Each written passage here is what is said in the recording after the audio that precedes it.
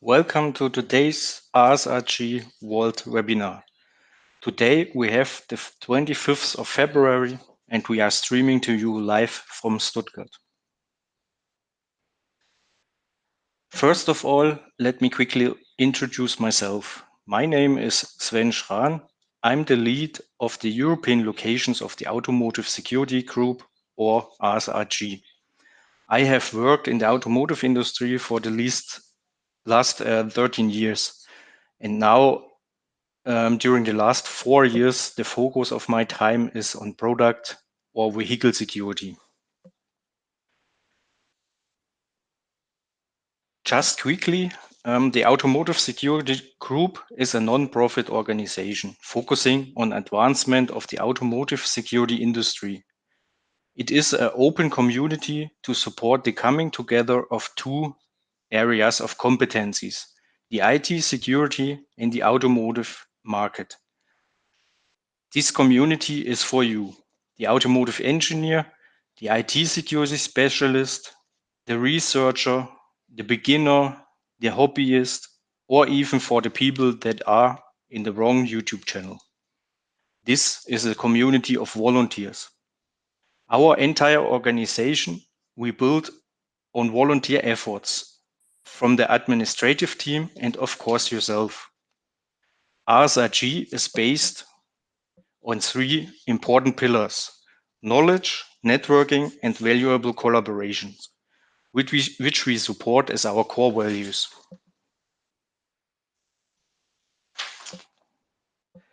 We are trying to remove the boundaries that can occur in the automotive security industry. This could be communication, borders, finding ways to learn, finding solutions, making good decisions, because at the end of the day, we all have a joint purpose: to keep our customers, our families, our friends, data safe and secure, which can only be achieved together.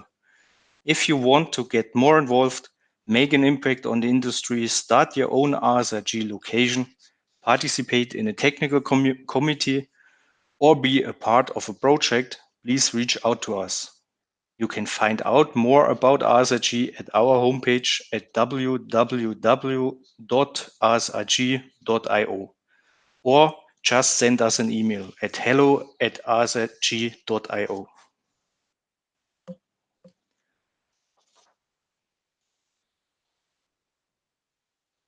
So, as you know, ASRG is driving security innovation and making available the resources needed to ensure good security implementation. One of the most important topics during the development of an ACU, a system or vehicle, is understanding which vulnerabilities are existing in the products. So we as developers, testers, hackers, and hobbyists who are members of ASRG can make sure to fix, close, and solve the existing security vulnerabilities before an issue, recall, or even worse, a safety issue happened. At ASRG, we thought it was the utmost importance to have an open vulnerability management system where we can ensure that the right people have the needed information.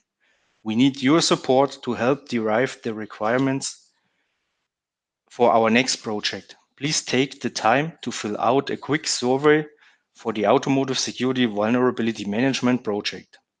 The link is also in the description. Then let's have a look on how big ASRG is today. ASRG is founded in August 2017, and now 3.5 years later, we just have more than 6,350 members. We have 38 locations and we are available in 20 countries around the whole globe. This is amazing. So if you want to participate, at first, please check if your city is just available in the map of ASRG locations. If not, and you think there is a community around your city, you can also open your own location. If you like to do this, please only contact us. Then let's look for the upcoming webinars. There are so much interesting topics we're planning for you during the next weeks and months. Only a short outlook here for our next 5 webinars. At March 4th, we have a presentation about attacking SOCs by side channel or laser fault injection by Huge Thibault from the company eShard. On 11th of March, we will learn about an AUTOSAR-based solution for automotive IDS. The presenter this time will be Dr. Eduard from Sector. We will have a presentation about distributed trust level concepts for autonomous cooperative vehicle networks. This presentation will be made by Tobias Madl from Fraunhofer. At 25th of March, we have confirmed a presentation by Sean Jäger and Dr. Matthias Wachs from TÜV Süd, and they will talk about vehicle conformity versus cybersecurity, challenges for the automotive industry. And on 1st of April, Automotive Security for Engineers with Safety Background from Bogdan Gradinaru from the company Clockworks. If you like to present as well an interesting topic at our channels, please contact us at cfp@asrg.io.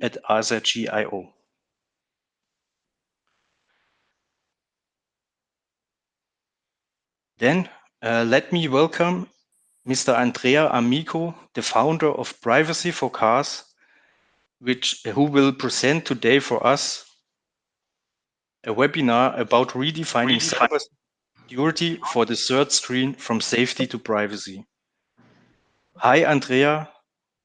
Thank you for being with us today. And now the virtual stage is yours. Thank you, Sven. I appreciate you. I appreciate ASRG for giving me the opportunity to talk to you. And thank you, of course, for all the work you guys do to secure the automotive systems. I think that all of us today had this experience. You're driving on the road, you want to switch to the fast lane, you look into the mirrors, everything looks great. And as you start changing into the fast lane, you realize you actually missed something. A vehicle was in your blind spot. And hopefully you can, you had your eyes still on the mirrors, and so you can recover, and other than your heart pumping a little bit, nothing happens.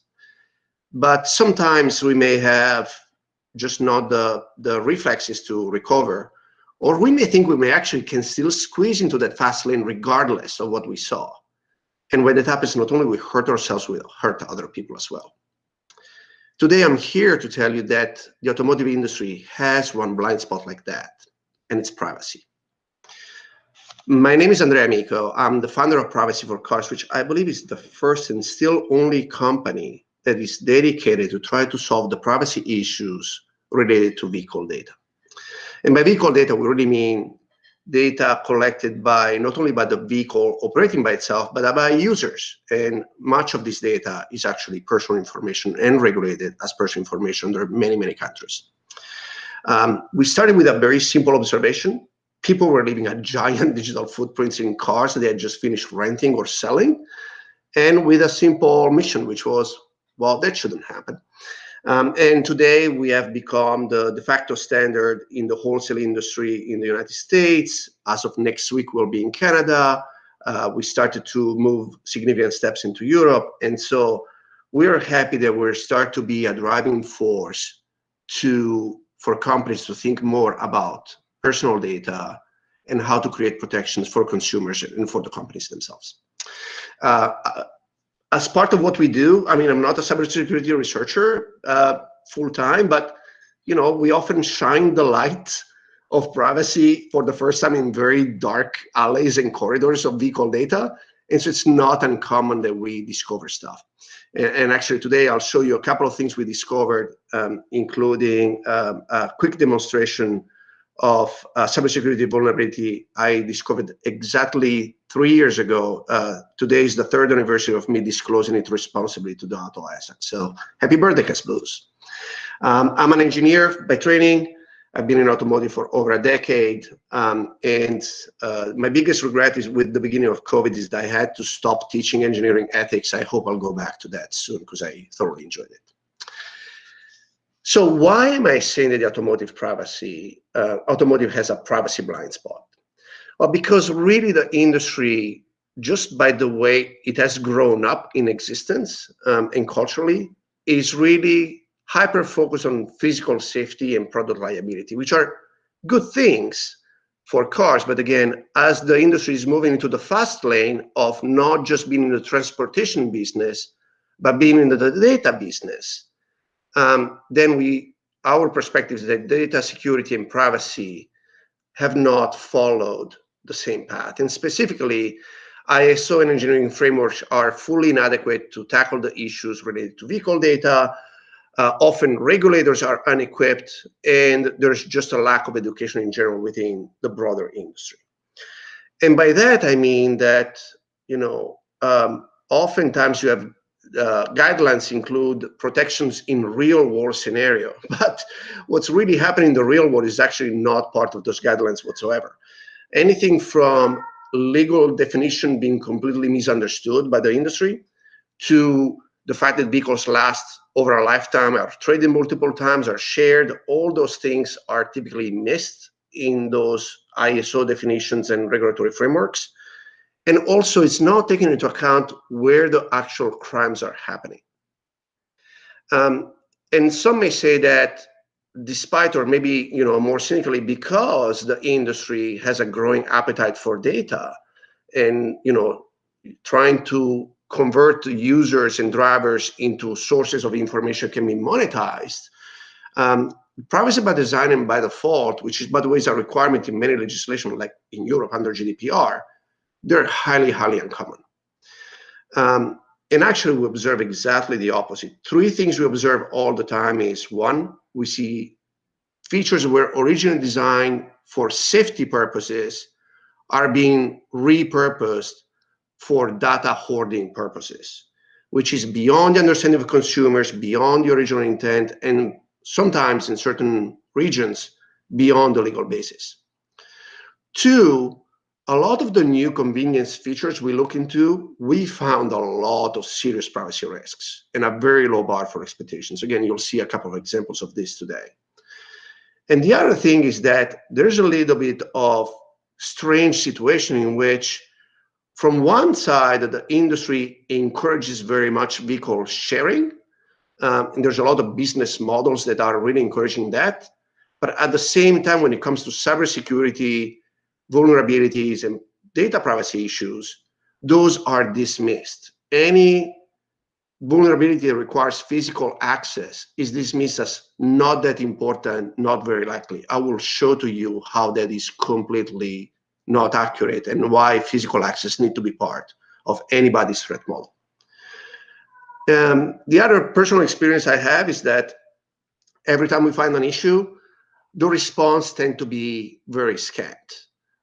When safety issues are identified, there's a very clear chain reaction that starts.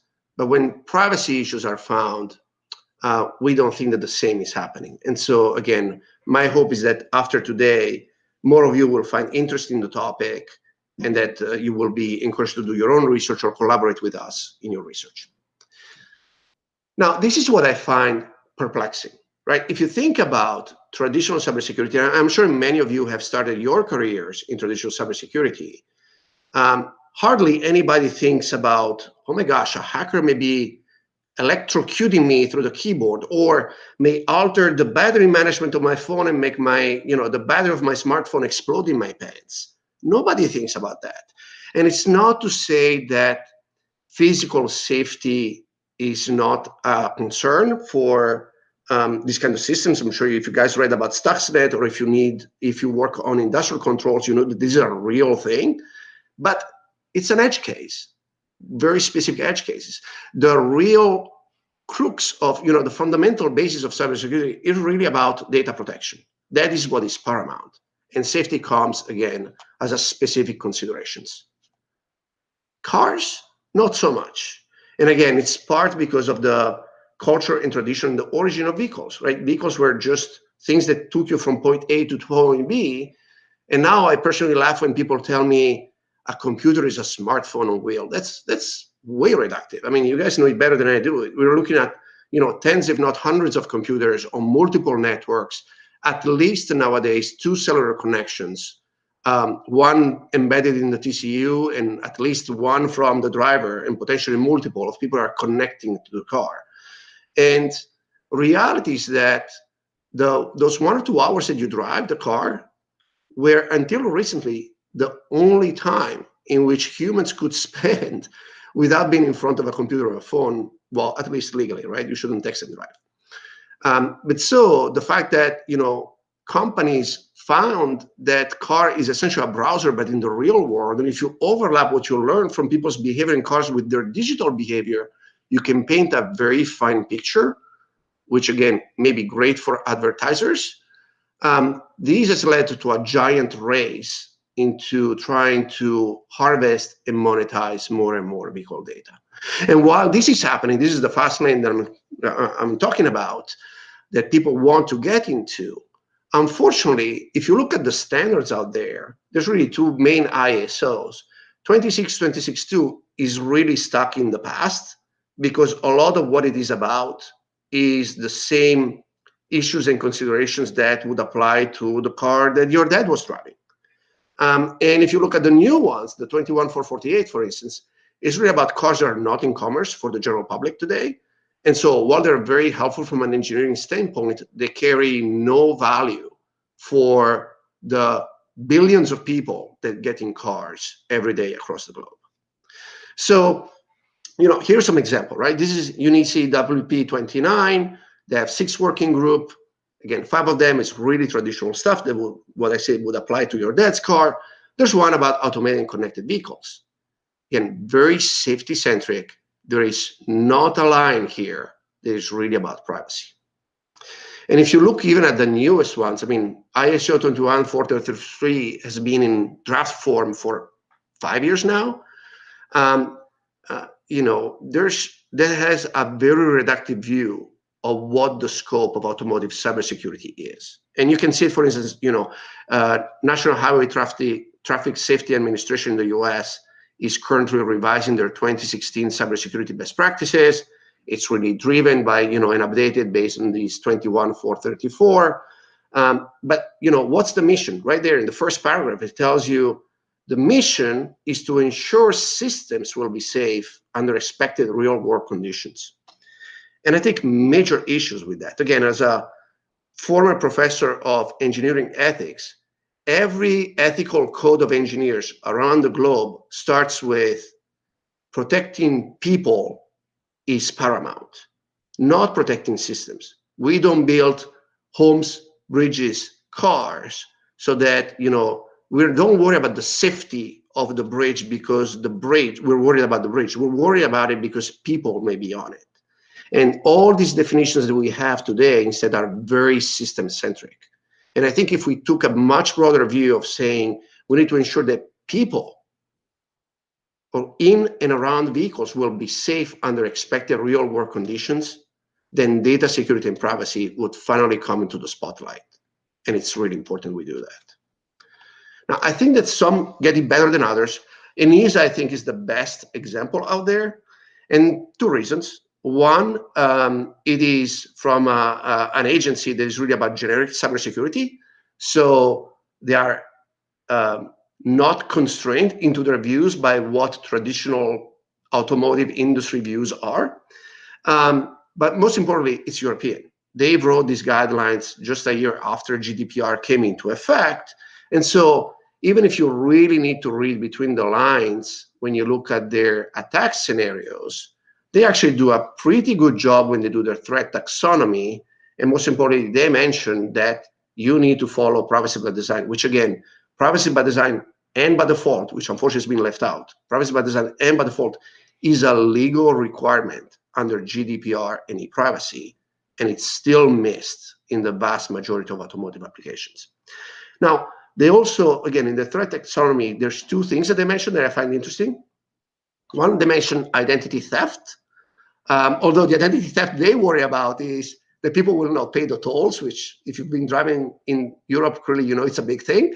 Or they worry that you will be spoofing your identity as a police car, and go to avoid all the traffic lights. Which, being originally Italian, I can see the appeal of that, but that's not the identity theft we personally worry about at Privacy for Cars.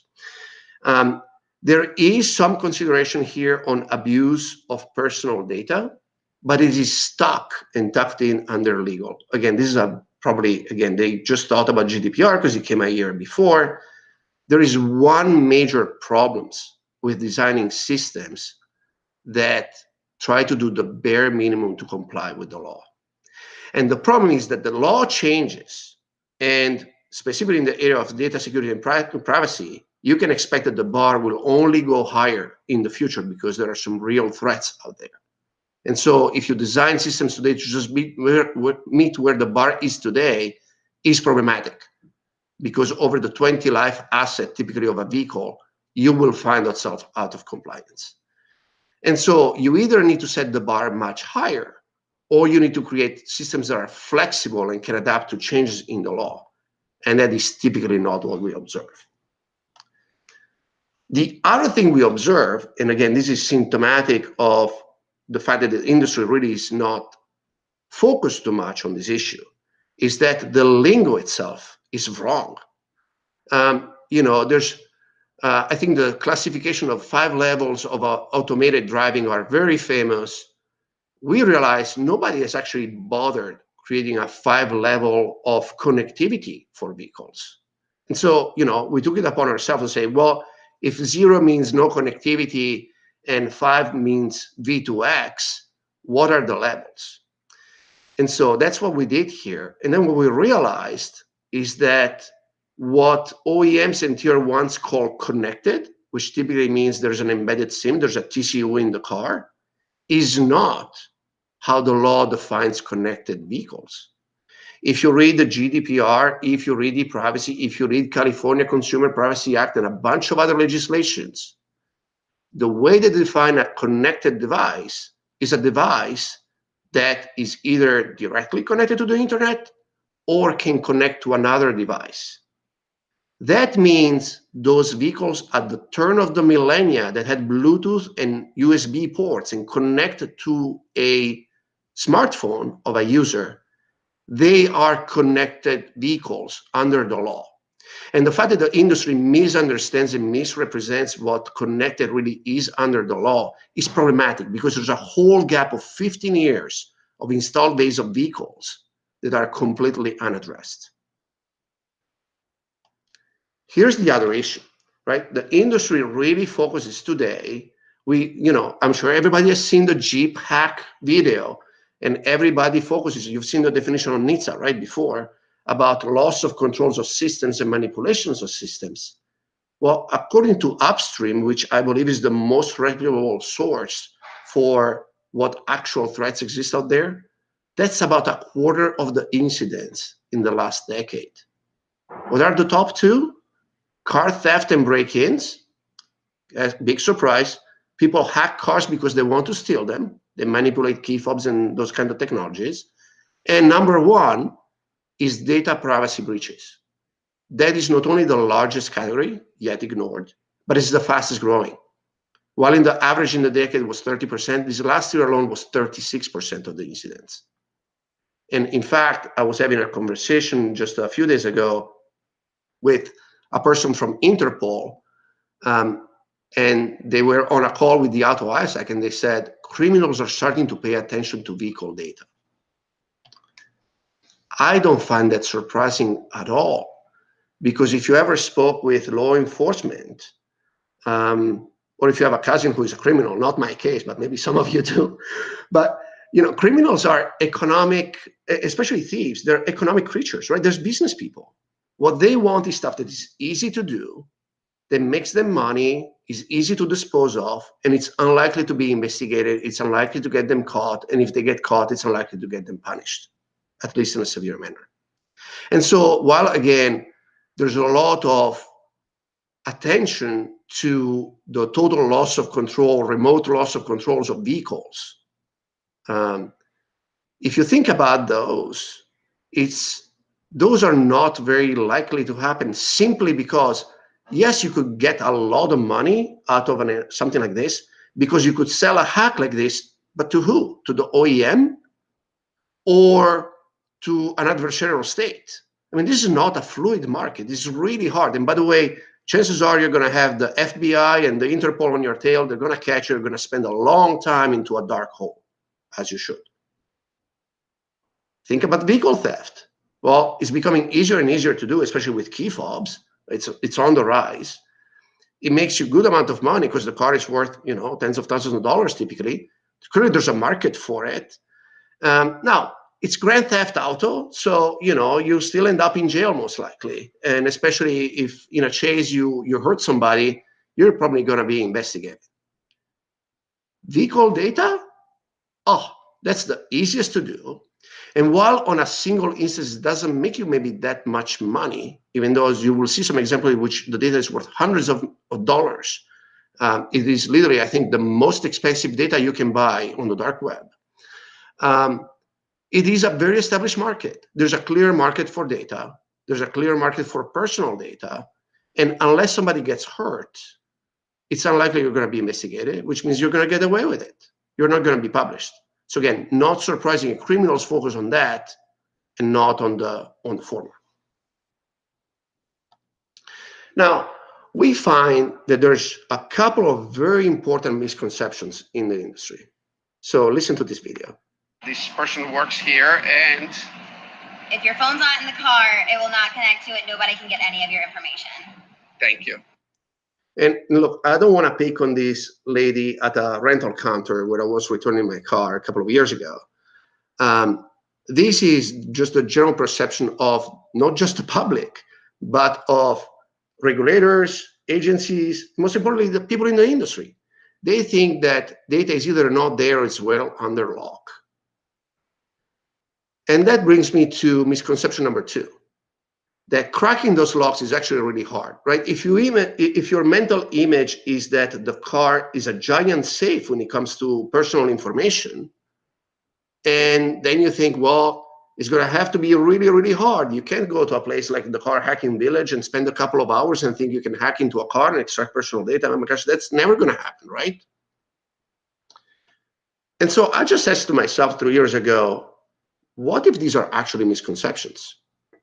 And in fact, if I had to think of how low can possibly be the bar for securing this data, what if we try to do something along those lines on this very, very lowest possible bar you can set?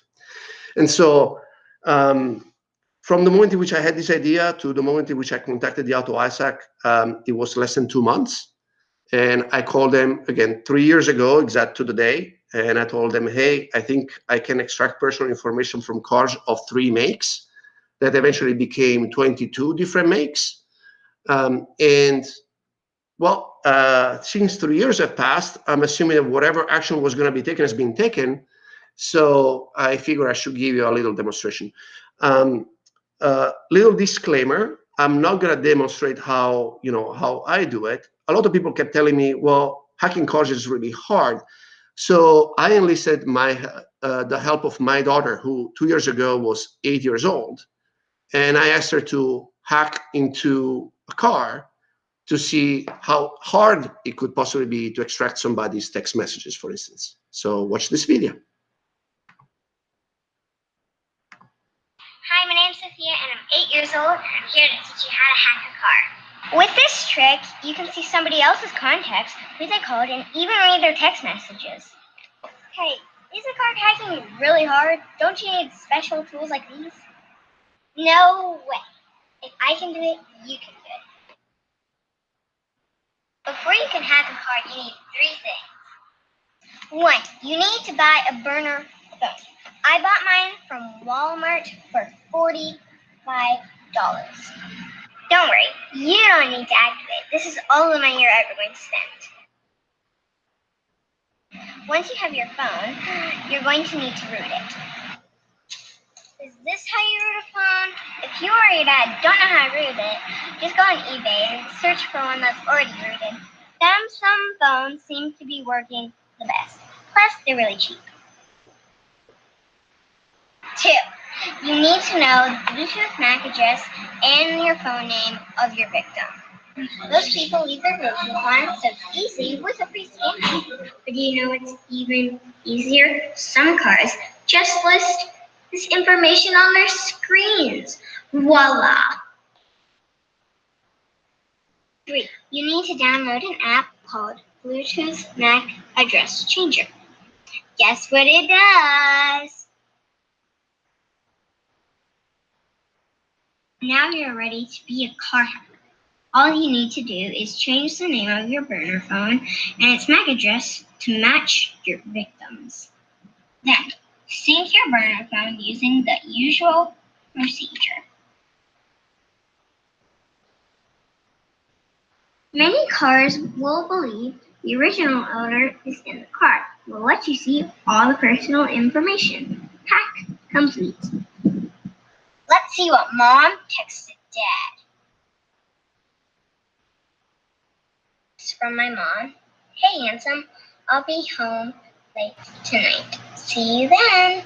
My dad disclosed his CarsBlues hack in February of 2018 to the auto manufacturers of 22 different makes. But they haven't fixed the cars they had already sold, so it still works.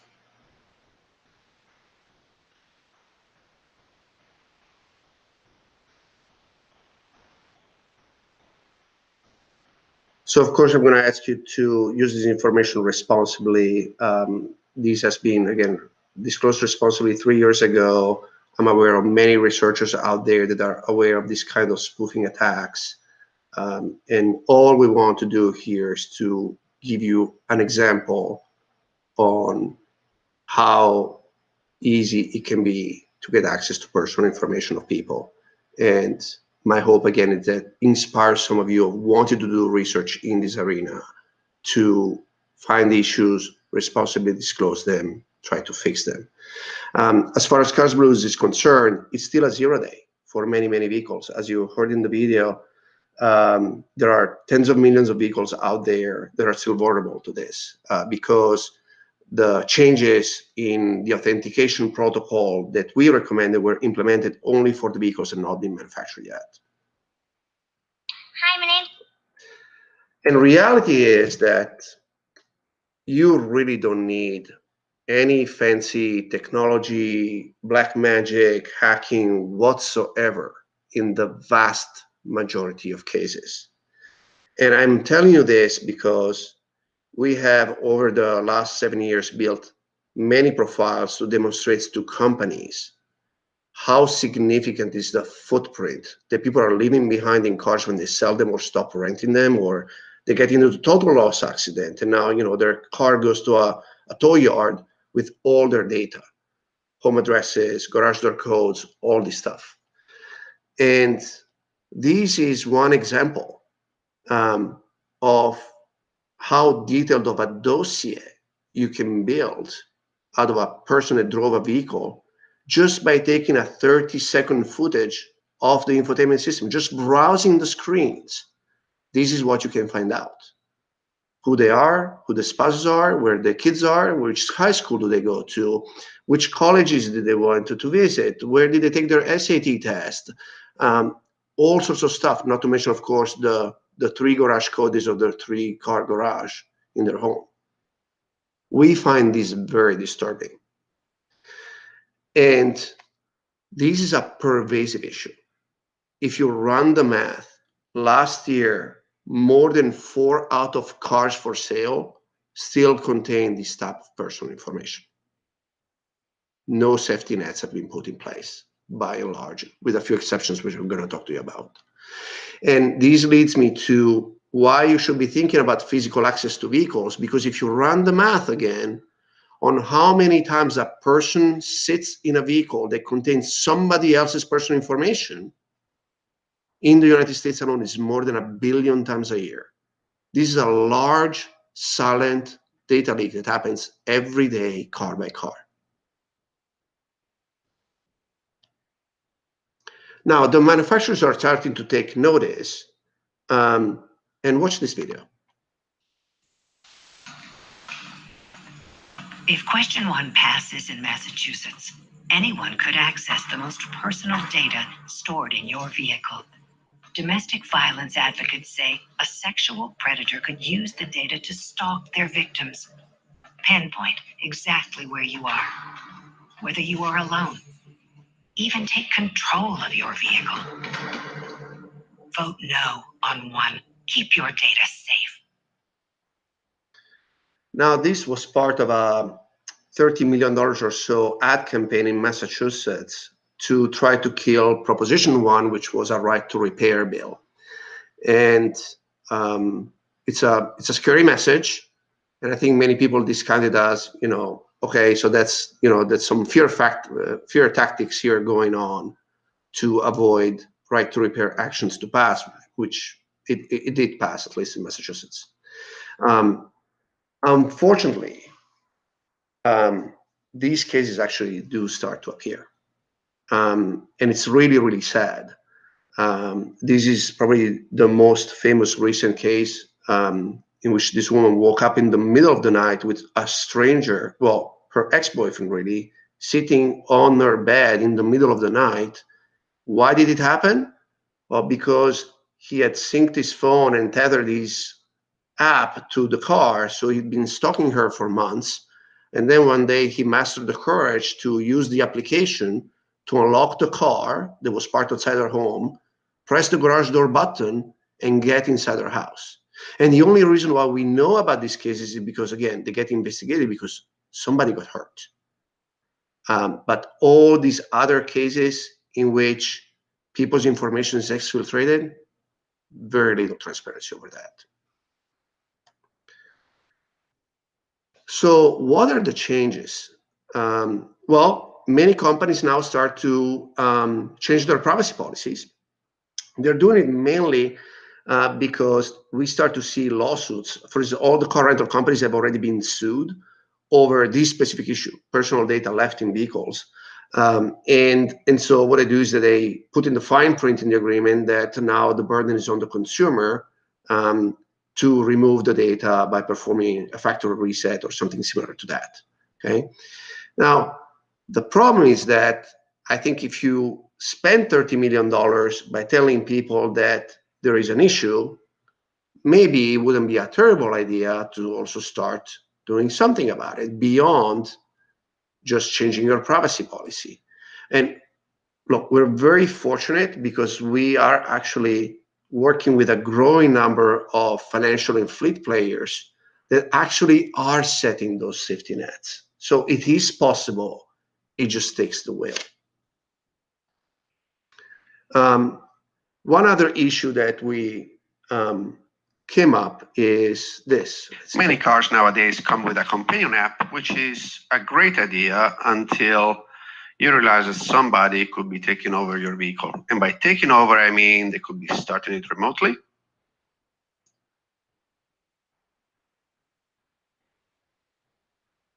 As you can see in this example, this is not my vehicle, but I guess it's mine now. And there we go. The engine is started. Let's unlock the doors. Same procedure.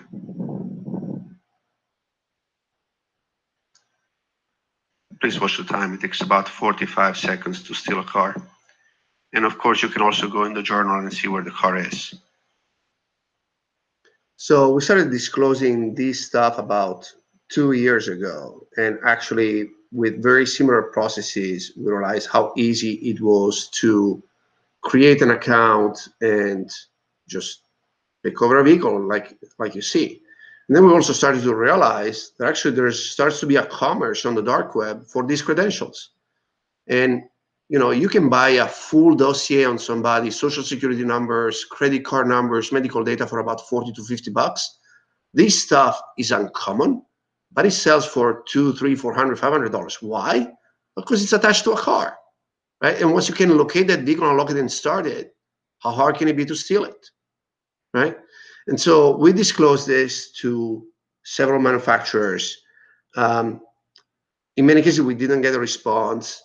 In some cases, the response we got was, well, if anybody did that, there will be a clear violation of the terms of services, which I'm sure has all criminals shaking in their boots right now. And so this is an issue that still persists today, 2 years after disclosing it. And so, again, we try to shine the light in a lot of different directions. Some research is more traditional in its nature, and typically it's done in collaboration with other researchers. By the way, if you want to collaborate with us, please reach out. Just send an email to info@privacy4cars, or I'll leave you my contact information at the end of this video. But some examples is, for instance, we're working now with a researcher who discovered the knob attack, and we're showing how these can be applied to vehicles. The preliminary results are pretty scary. We're also working with another company, for instance, called Ferrut. They're the world experts on Magecart-like vulnerabilities. And so far, every single automotive services site, so this is not just OEMs, right? Services attached to vehicles, any single site we tested had some vulnerabilities ranging from mild to extremely severe. There's also some less orthodox stuff that we do. So, for instance, we looked at international data flows. We looked at, simple ways to defraud connected car insurance. We just finished filing for a patent a method to defeat license plate readers. And, again, a lot of other interesting stuff. So if you have an idea that is somewhat related to data security and privacy, please reach out, because this is the fun stuff that we do. And of course, we'd love to collaborate with you and give you full credit. And again, here's the good news. It is possible to have better privacy standards, right? As much as a mess the infotainment system is from that layer of protections, there is at least one computer in the car, the EDR, that actually is very well thought out from a privacy by design and by default perspective, and also comes with significant regulatory protections, right? So first of all, there's a limitation in the data it collects. It's only a few seconds. All this data is standardized in formats. It's encrypted. It requires a technician, special equipment to be extracted. Most importantly, at least here in the United States, there's a federal law called the Driver Privacy Act, which is a great name, but unfortunately, again, applies to only one ECU in the entire car. I don't know why the other 100 or so have been left out. But there's also 17 different states that have additional rules on how to regulate the EDR. And basically what those rules say is that you cannot legally extract the data from the EDR and use it unless you have the clear permission of the owner, or there are other circumstances. You have a warrant, it's a matter of national security, all those kind of little edge cases. And in fact, last year, there was a decision here in Georgia where I live at the Supreme Court that basically rules that any extraction of data from the EDR without those conditions is an unlawful search and seizure. So if we can do that for EDRs, why can't we do it for the rest of the automotive architecture? And look, tech is obviously not the limiting factor, right? Yes, we require new laws because it's not what the people on the audience today can do. But there's a lot of things we can do that are smart from a technology standpoint that are just not done. I presented this slide, back in 2017, asking the audience a very simple question, which was, when I start my smartphone or when I log into Netflix, I get to enter my code and I get to see who are all the people tethered to my account. What does it take to do this for cars? And I'm not sure why it's still not here. And so I worry that, there's a lot of amazing people in this industry, but this is how regulators, advocates, and consumers increasingly look at us. That's the meme that is going in their head. And I don't think it's right. I think we can do better, and I think we must do better. And so here's my proposal, okay? There's 5 things I think we need to do to make this better. and literally requires redefining what cybersecurity for cars is about. Yes, physical safety is paramount, but this should be an addition, not a substitution for general data security provisions.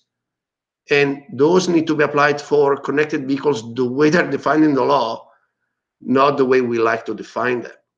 So anything with Bluetooth and above needs to have safety nets in place from the design time to the entire lifetime of the vehicle. And again, I think it's really important, number two, that we make those definitions user-centric, human-centric. Our job is to protect people, is not to protect chips, is not to protect wires. And I think if we think more broadly about protecting people, we would really start to do a lot of greater and better things. The third thing is, right now, this is very reductive. I mean, the people on the spot are the OEMs and the tier ones, essentially, a little bit the aftermarket and repairs, but that's not right. I mean, the automotive industry is very large, has very complex, has many players of many different kinds. And if we brought them under the tent and make them part of the conversation, make them part of the solution, the redefinition, it will be a lot easier to take those real life, lifetime situations, really be part of the account. Because today, a lot of the concerns are really on how do I get a great looking vehicle into a showroom so it can sell. Well, where we start worrying is from that moment on for the following 20 years. And I think that the only way to get that perspective and understand how complex that life of the vehicle is, we really need to include other people beyond the folks that make it. I think that agencies should remain concerned around hostile takeovers of fleets and remote controls of vehicles. I mean, that's a national security interest. By all means, I don't want to dismiss it, right? Those things are really scary, and especially in the hands of terrorists or adversarial states, they can be extremely dangerous. But we cannot forget the actual and expected real risk, as we've seen by upstream, right? Vehicle theft and abuse of data. I mean, they should be top of the list on how do we prevent those things from happening. And finally, realize and do some research on what the law says. As I said, setting the bar where the law is the lowest possible bar you can set, but at least start to know what is required by law would already be great progress. And again, keep in mind on how to make the system flexible to adapt for changes in regulation and to adapt it for different parts of the globe that honestly are different. If you are an engineer, again, I'm going to wear my professor hat of engineering ethics for 1 second and give you 4 tips that I learned by teaching students. The first one is always assume somebody's going to have physical access. And again, if you were in traditional cybersecurity, physical access is where, you know, all hell breaks loose, and it's the norm with cars. And so really think about how can you secure things, assuming that somebody has physical access and the keys to the vehicle. Because that's just life. That's how it actually happens out there. Number 2 is, and I see this with my old students a lot, is that they think of themselves as the typical user. So let's be clear. If you're an expert in cybersecurity, if you're an engineer, you're not the average person. And so make sure that you actually talk to people in your organization and especially outside your organization to understand how real people use vehicles. And sometimes they abuse them, and not because they're ill-intentioned, but they do things because they don't know better. And so expect the unexpected. Do not use yourself as the yardstick for what is expected of people. And by the way, it's fun because you get to talk to people that have different perspectives. It's going to make you smarter, and it's going to make your products better. The third thing is, you know, assume, unfortunately, and there's a big difference here between data security and privacy, assume that somebody will be tempted to leverage data in unethical manners. And I hate saying this, but you're really got to be thinking about this, because you can make the most impenetrable system, and if you realize that whoever is going to have that vehicle data is going to create a giant portal to sell it to the highest bidder, that's not privacy. And so think down the path of how your customers and customers' customers, if you make parts, will use this, because you really need to be thinking ahead of the problem. And lastly, most importantly, I would say, if you see something, say something. The AutoISAC is a great organization to engage with. I don't know if ASRG has its own bug bounty program. We are starting one. So if you see something that is outside of the bounds of normal cybersecurity disclosure because it's privacy and it's not affect the immediate safety of occupants, please reach out. Let us know what you found out. We'll try to put you in touch with the right people, try to help contribute to your thinking, and we'll give you always full credit. And with that, Sven, if you have any questions, I'd be happy to take them. Okay, so at first, thank you very much for your presentation, and to put the topic of privacy also in the more in the focus. Let's start with the questions. So at first, a question from myself: which huge data breaches from the last year are known by you? So what would you say from that you know for sure? What was the biggest data breach happened as an incident in the automotive industry? The last one I think was 3 days ago with Hyundai Kia being a victim of a ransomware attack. My understanding, based on publication, I mean, they are denying that they were victims of ransomware. I think there's some articles where they got a hold of the supposed ransom note. So, you know, let's here I'm not trying to prove that it happened or not, but what I'm saying is that allegedly what happened is that the ransomware hit their vehicle owner portal, including their connected car portal. And that kind of stuff is scary to us. Okay, the moment in which credentials of users are exfiltrated, and the group that did this ransomware attack supposedly is very well known for extracting the data first and leaking it if they don't get paid. That stuff is scary to us, because at that point you don't only have the traditional identifiers of people, right? Who they are, their payment system, their homes, etc. You potentially may have the credentials you need to log into those cars and locate them, unlock them remotely. That kind of stuff really freaks us out. So again, there's plenty of examples. If you subscribe to the upstream service, you probably have access to the feeds. But this is a real thing. Mm-hmm. Thanks for that. The next question is in the direction of law enforcement. So law enforcement, for example, use also EDR, for example, or something like that, to get some data to do some forensics for some criminal cases or something like that. Do you think that they just today take care enough to privacy, or what is your experience with that? So first of all, if you have at least in the United States, right? So I'm gonna stick to the legal wireframe here in the United States just because I'm more familiar with it. But you need a warrant to have access to the EDR.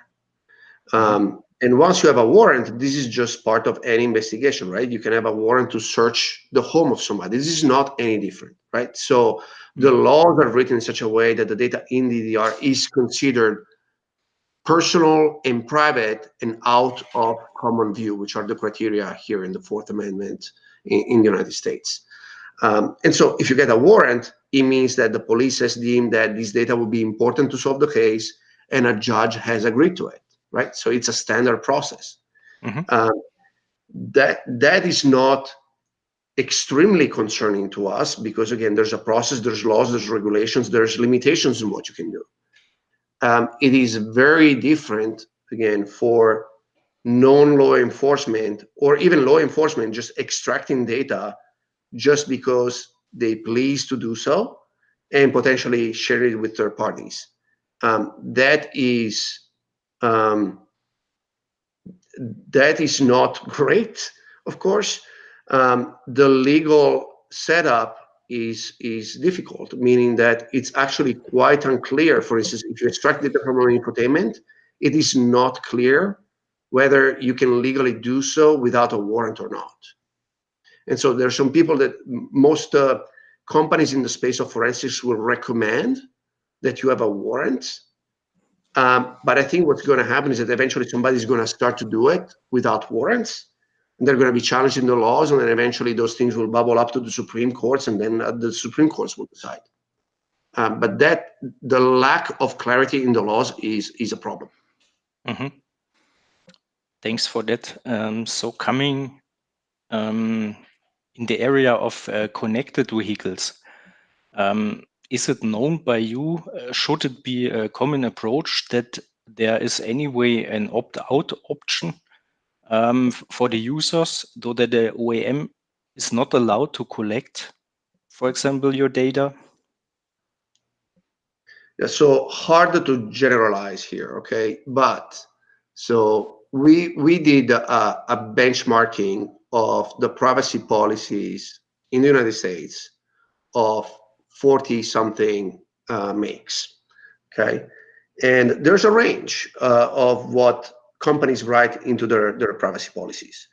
But it's, for instance, quite common that consumers have to make choices such as, do I agree to location services, yes or no? And the choices that are put in front of are something along these lines. If I agree to the manufacturer or whatever service provider to provide my location services, then what they typically want is to have access to all your breadcrumbs with retention policies that typically last between 20 years and forever. If you say no, what happens is that if you are in an accident, you have declined location services, and so the ambulance may not know where to go to save your life. And so if these are the only two choices you're given, as a consumer, you always choose safety, because that's what I would do. But that is not a fair choice. We can be far more granular. People are way smarter. We should give them more credit to just being able to say yes or no. There are a lot of shades of gray, and companies should help people making decisions that are more granular and not just black and white. Mm-hmm. There comes in a new question where is stated currently the automotive industry is just very busy to getting aligned to the new ISO norm 21434 and the UN regulation R155. Do you see any new laws specific to protect more privacy with, for example, also the autonomous cars that can get their attention soon? Or the question was, or we just need to wait for a new big breach for the industry to take note of it as well? No, I don't think you need either, right? So reality is that I don't think, this is my perspective, I don't think we need special privacy laws for cars. We don't. Just like you don't need special privacy laws for connected refrigerators or connected toasters or Fitbands, right? Reality is that we see new laws of two types that are emerging that are very applicable. One is new privacy laws. I think the GDPR is the world's most successful, Europe's most successful export ever. Gartner estimates that today 15% of the population on Earth is protected by some type of privacy law, and in 3 years it's going to be 65%. So just the laws in privacy are evolving very, very quickly. Number two, there are new cybersecurity laws, either generic cybersecurity or IoT cybersecurity laws. The UK and California are, I believe, the first two in the globe, but there's more that are brewing. But beyond the new laws, there's a lot of existing laws that apply by default to vehicles. So those lawsuits, for instance, were brought up in California against car rental companies. They're really based on the California Constitution. and on what they're called unfair and deceptive acts and practices laws, which, by the way, every state in the United States has one. And so a lot of laws are written around data security in general. And again, those laws were written to secure digital data stored in digital devices. So they were originally conceived, potentially, some of them are 2 or 3 decades old. They were already conceived at the beginning of the era of computing, right? And so they were already thinking about mainframes. But the nature of the law applies to cars as well. So I don't think we need to make special exceptions. I think it would be great if we had some more specific privacy laws, but I don't think we need anything specific for cars. Mm-hmm. Thanks for that. Do you have some experience with respect to GNSS service? So, for example, there are some service providers who use the GPS to track their fleet cars, for example. Do you know any work on this with respect to privacy? Yes. So, I mean, we know of several researchers who have found significant data leaks out of some of these services. There are companies today that advertise that they standardize and sell vehicle data, and we find a number of privacy issues with that. We're not really sure if those fully comply actually with the law or not. This is a new market, and by and large, people are really not thinking about privacy first. They think about monetizing data first. And I think it is valuable if you are in that market to be thinking about privacy, because the companies will be able to do that with a true attention to privacy and with true attention to the boundaries of compliance with the laws will be ultimately more successful than everybody else, because they will be allowed to use the data. And it's all about really about how much you disclose and get meaningful consent from users. So for instance, the new California privacy laws that just passed now, CPRA, it says that if you put in the small lines of your contract, if you bury something in there that says that's, I'm getting your consent this way, it's not legally valid. It needs to be what is called a meaningful opt-in. And so, again, I think that a lot of companies should be thinking about how they collect data, how they store it, how they share it, how they allow consumers to exercise their rights, because it's going to make them a better business. Okay, thanks for that. Then let me come to the last question for today. One user or one participant of us today is interested in your results of benchmarking of privacy policies. If what we see now in traditional web services is lots of dark privacy patterns, long, complicated privacy policies, and either lots of options or no options at all, how is that different in the automotive industry? So we thought that to benchmark, 40-something privacy policies, it would take us, a team of 3 people and probably, 2 or 3 months. We vastly underestimated the effort required. It's hard to generalize again, but it is quite common that actually in order for you to understand the basics of what data is going to be collected, for what use, if it's going to be shared, for what kind of purposes, what type of players is going to be shared, you typically need to read at least 6 documents. You will need to read the main privacy policy, the main terms of services. Typically, there's a separate set of privacy policy and terms of services for the owners of the vehicle. And then it's not uncommon, there's a third set if you enable, say, telematic services. They have their own privacy policies and terms of services. This is not even to mention if you install an app. We analyzed 186 apps published by the manufacturers. And again, each of them have their own privacy policy in terms of services. And just making sense of that giant stack of paper, first of all, it would take hours for people to read it.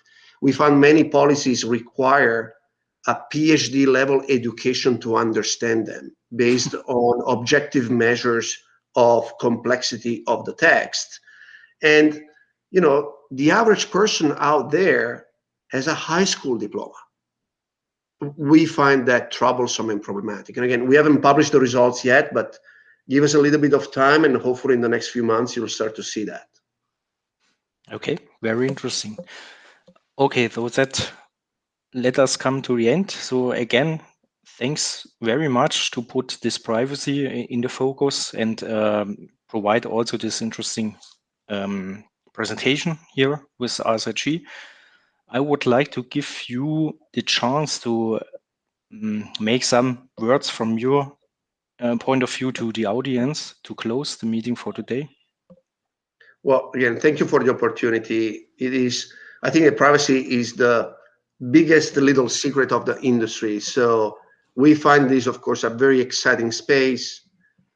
If you're interested in doing research in this, please reach out. My personal email is in there.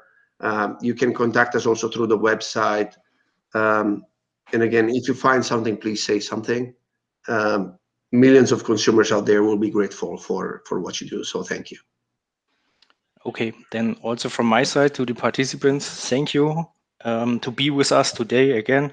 I hope you enjoyed the presentation as well. I hope we see us soon for next webinar.